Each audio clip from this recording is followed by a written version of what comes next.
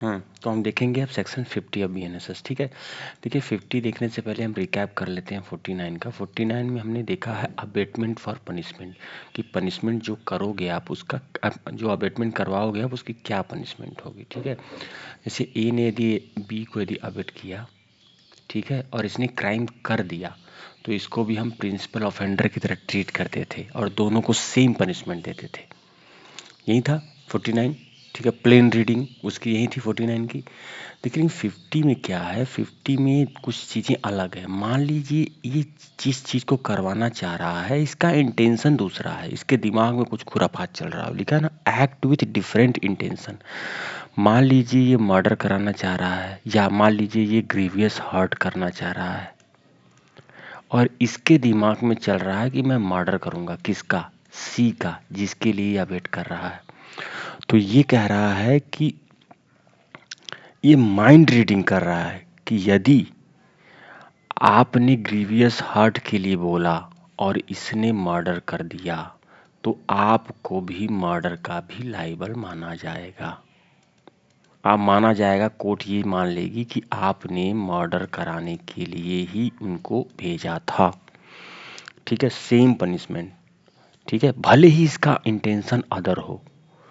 ठीक है, तो ये कह रहा है सेक्शन 50 कि आपका act with different intention from the abettor. ठीक है, अबेटर कौन? अबेटर अबेटर ए है। अबेट किसको किया जा रहा है? बी को। लेकिन इसके दिमाग में खुराफात है कि ये कहा कि भैया जाओ ये तोड़ के लाओ, और उसने वो गया वहां पे अब दूसरा एक्ट कर दिया। तो कोर्ट ये मान लेगी कि आपने जो दूसरा एक्ट, इसने जो दूसरा एक्ट किया है, दूसरा क्राइम किया है, उसी के लिए आपने उसको भेजा था। ठीक है, ये है 50। आप देखेंगे हम 51।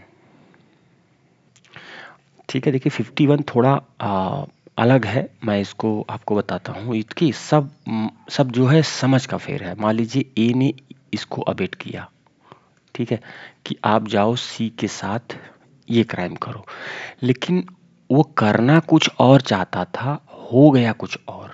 ठीक है, वो लिखा हुआ है ना कि abate liability of abettor when one act abetted and different act done.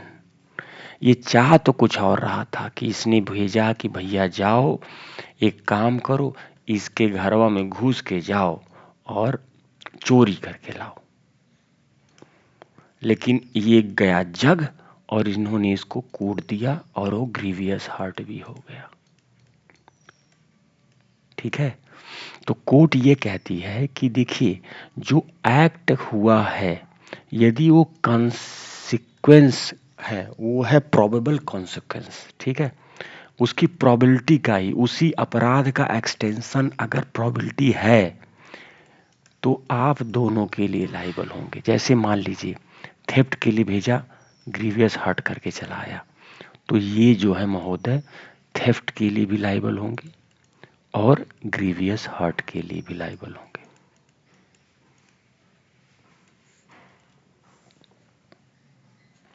ठीक है, तो ये बहुत प्रोबेबल कॉन्सिक्वेंस का खेल है।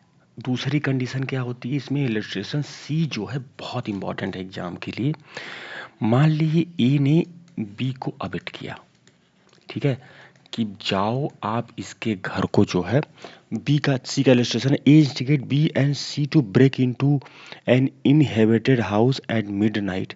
ठीक है, इसने कहा इसको कि भैया अबेट कर रहा हूं मैं, इसके घर में जाओ और इसके घर को तोड़ो, मिडनाइट में तोड़ के आओ। ठीक है, चोरी वोरी करके आओ।